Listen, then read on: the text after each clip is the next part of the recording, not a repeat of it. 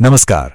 आज हम इतिहास के पन्नों से एक ऐसी कहानी पर बात करने वाले हैं जो गहरे राष्ट्रीय दुख से शुरू होकर अदम्य शक्ति और हौसले तक जाती है।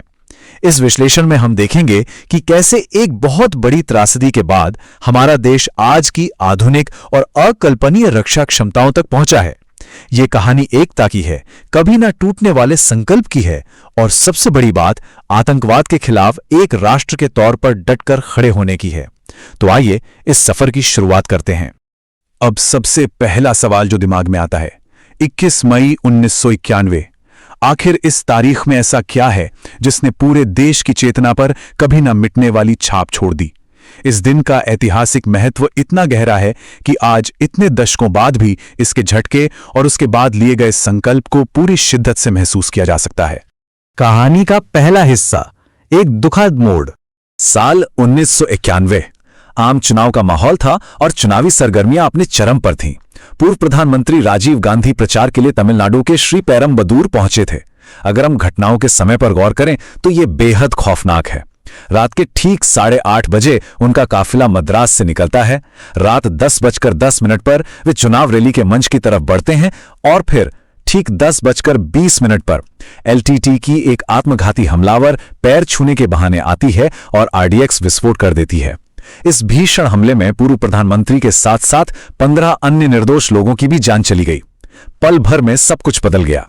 उस दिन सिर्फ जानें नहीं गईं, बल्कि असीम संभावनाओं का अंत हो गया था।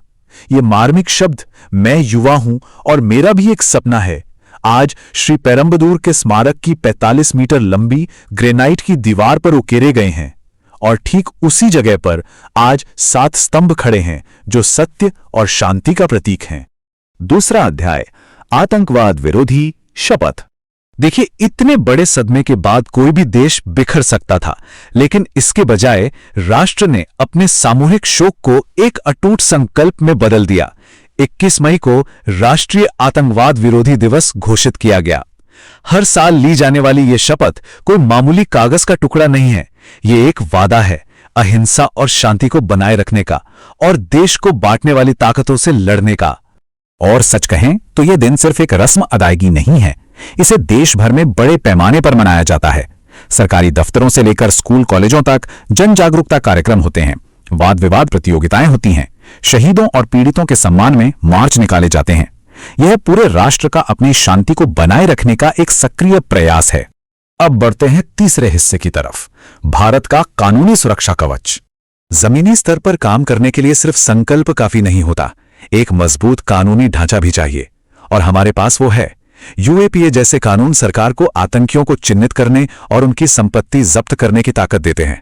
एनआईए एक्ट के तहत राष्ट्रीय जांच एजेंसी देश ही नहीं विदेशों तक आतंकी मामलों की जांच कर सकती है, और अफस्पा अशांत क्षेत्रों में सुरक्षा बलों को तुरंत कार्रवाई करने का अधिकार देता है।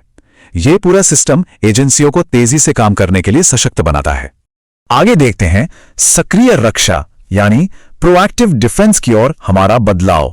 एक समय के बाद यह समझ आ गया कि केवल अपनी सीमा के अंदर बचाव करना काफी नहीं है। 22 अप्रैल के पहलगाम हमले ने, जिसमें 26 बेगुनाह मारे गए, हमारी रक्षा रणनीति की पूरी सोच को बदल कर रख दिया। हम रणनीतिक संयम से हटकर रणनीतिक स्पष्टता और सीधी कार्रवाई पर आ गए। यानी अब खतरों का इंतजार नहीं करना है, बल्कि आतंकी ढांचे को वहीं जाकर नष्ट करना है जहां वो पनप रहा है। और इसका सबसे बड़ा उदाहरण है स्वदेशी शक्ति और अचूक निशाना। पहलगाम हमले के जवाब में जो हुआ वो अभूतपूर्व था। ऑपरेशन सिंदूर, भारतीय थल सेना, नौसेना और वायुसेना का पूर्ण समन्वय, और नतीजा 9 बड़े आतंकी लॉन्च पैड पूरी तरह से नेस्तनाबूद कर दिए गए। 100 से ज्यादा आतंकी मारे गए, जिनमें कई कुख्यात कमांडर भी शामिल थे।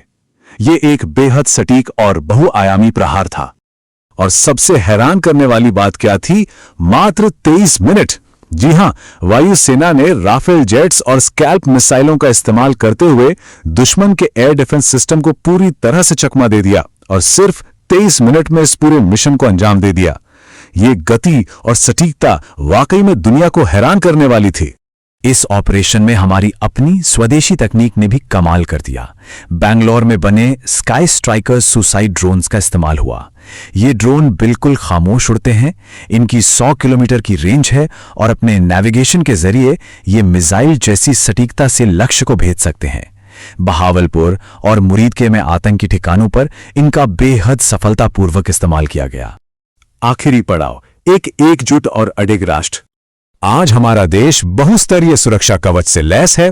आकाश तीर जैसी आधुनिकतम प्रणालियां आसमान की निगहबानी कर रही हैं और दुनिया भर में कूटनीतिक समर्थन मिल रहा है।